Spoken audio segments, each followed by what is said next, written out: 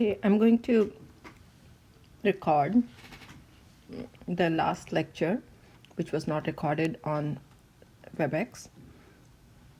There is no additional information than what is there on the slides, but I'll still record whatever I said in the class. So one of the examples of legumes is peanuts. They're oilseeds. As I mentioned before, they're unusual plants. The flowers bloom, pollinate, and then these branches, they dig deeper into the ground, uh, and the fruit matures actually underground. And that's why in some parts of the world, these peanuts are also called groundnut. Typically, a groundnut or peanut has 2 seeds in it, but it may have more than 2 or even just 1 seed. It's highly nutritious with 45 to 50% oil in it and 25 to 30% protein in it. It's very little carbohydrate.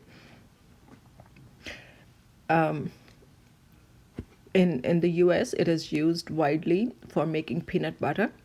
At least half of the US crop is used for making peanut butter. There is an estimate. They say that the amount of peanut butter consumed in the US in a year could fill the Grand Canyon. I don't know if that's true, but that's an estimate that is given. Over 1 billion pounds per year are consumed in the US of peanuts, mainly as peanut butter, but also in snack foods, in candies, and so on. Another commonly used legume in North America is soybean, Glycine max. Relatively new to the Western world, but it has been cultivated at least as far as 3,000 years in China. It's considered one of the sacred crops in China.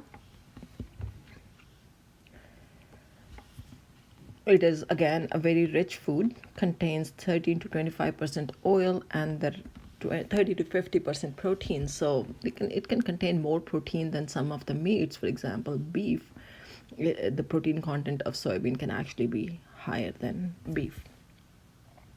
And the quality of protein from soybean is also pretty good. On PDCAAS score, protein digestibility adjusted amino acid score, which scales from 0 to 100, soybean has a score of 95 or 94, and which is pretty close to 100.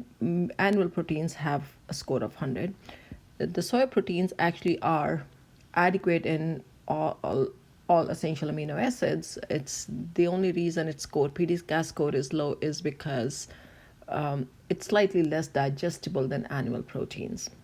So it's a good quality protein.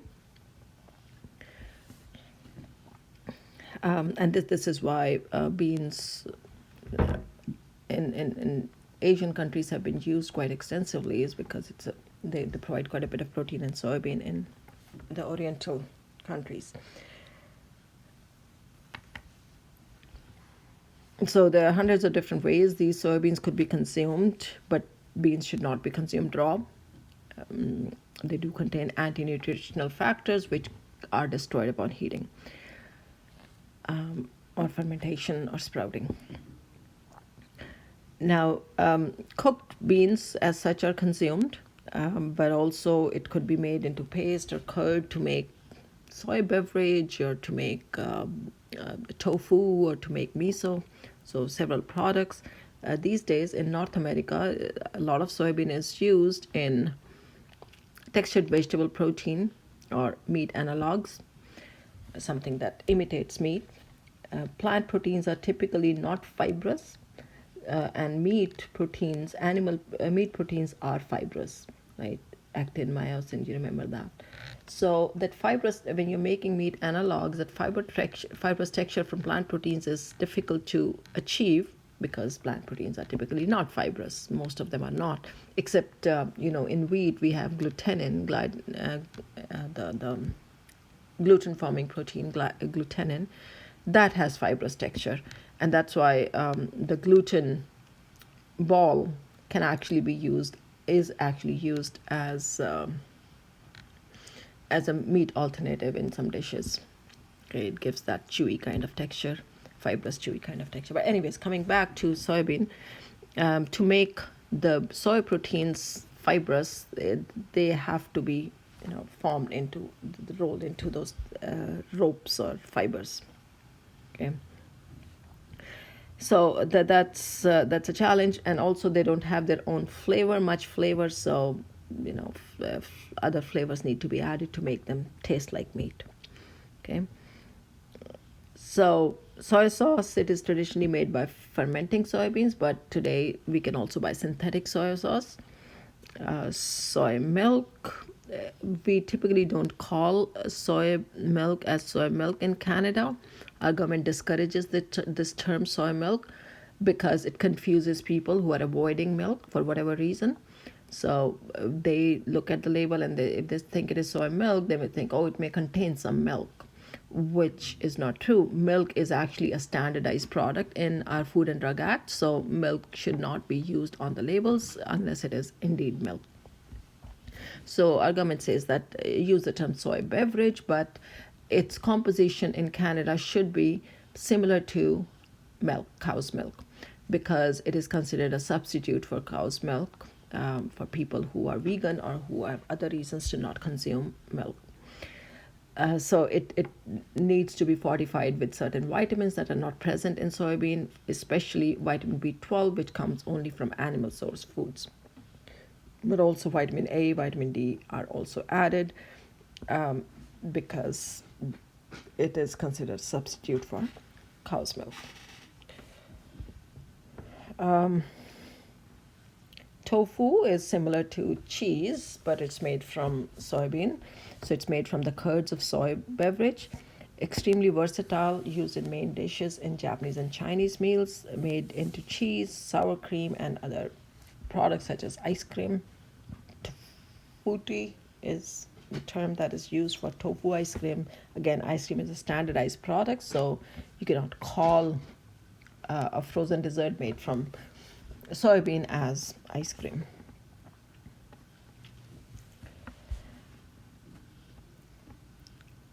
Soy flour is also something that can be used in a lot of food, especially in baking and all, in our breads and all. Tofu flour is made after extraction of oils from the soybeans. So whatever the meal remains after oil has been removed, that meal is ground into flour.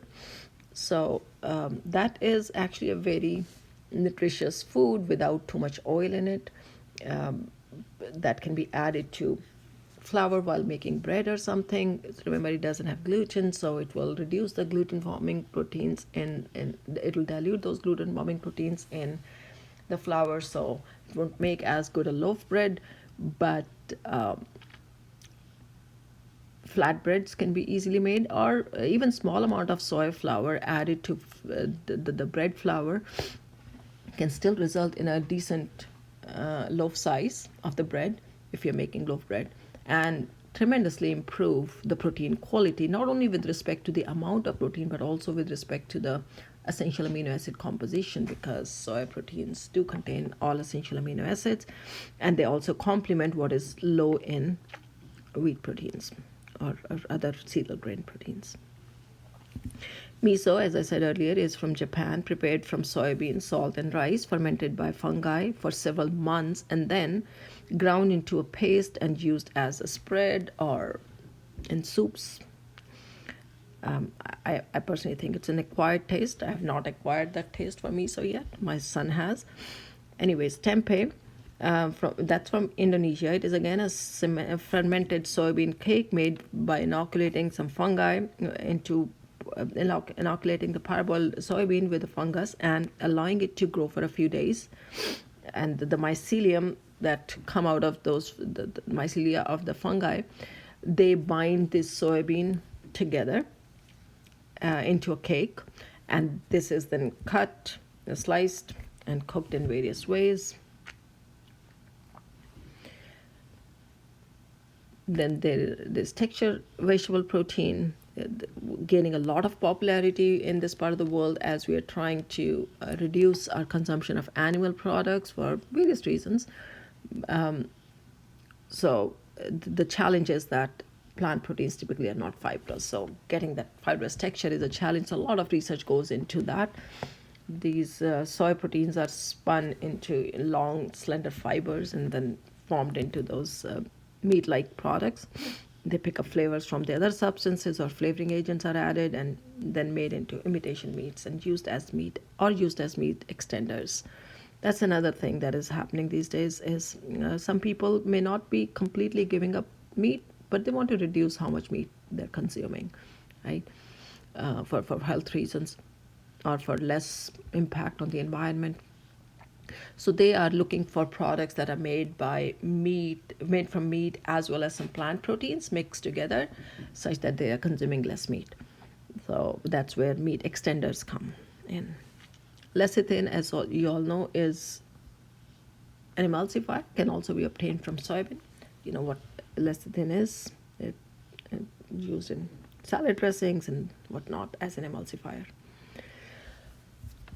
Soybean oil is also extensively used. It's a cheap oil to obtain, and then used in salad dressings, used as a cooking oil, margarine, shortening, and whatever. Americans consumed almost 6 gallons per day, per year, sorry, of soybean oil per person. They may not be using it in their cooking, but a lot of processed foods they're consuming has soybean oil in them. There are also non-food uses of oils, soybean oils. How do you prepare legumes? I've mentioned this before. Legumes contain oligosaccharides, which are water soluble, but they cause flatulence. So to remove these oligosaccharides, it's ideally whole beans should be soaked in water, not cold, not hot water, just normal plain tap water, for several hours. These oligosaccharides, they dissolve in water and leach out into the water. Not many other nutrients leach out because the seed coats, the cells wall of those cells are intact. So most of the water soluble nutrients do not leach out into this water, but oligosaccharides do. Maybe some phytochemicals also leach out, but typically not much. And then you discard this water after soaking it in for a few hours. You discard this water, the beans are all swollen up, they've absorbed a lot of water, they will cook faster, but also you've gotten rid of the oligosaccharides in that water. And now if you cook them in fresh water, they are less likely to cause flatulence. Okay, the canned beans are, I've checked quite a few publicly available procedures for canned beans, how they're made.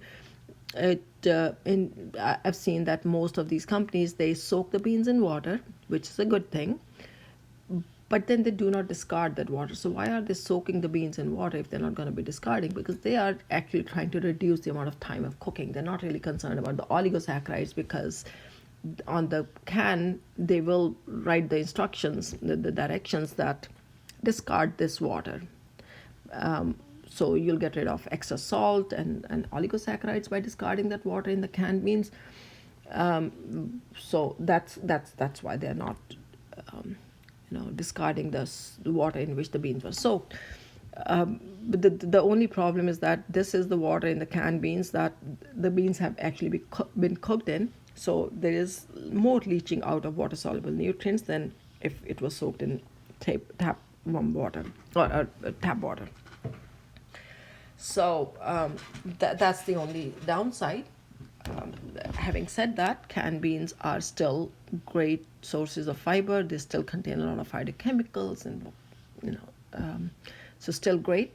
But ideally, if you have time, then cook the beans at home after soaking them in water, discarding that water, and then cooking them. Okay, we've talked about sprouting before, so I'm not going to repeat myself there. That's it.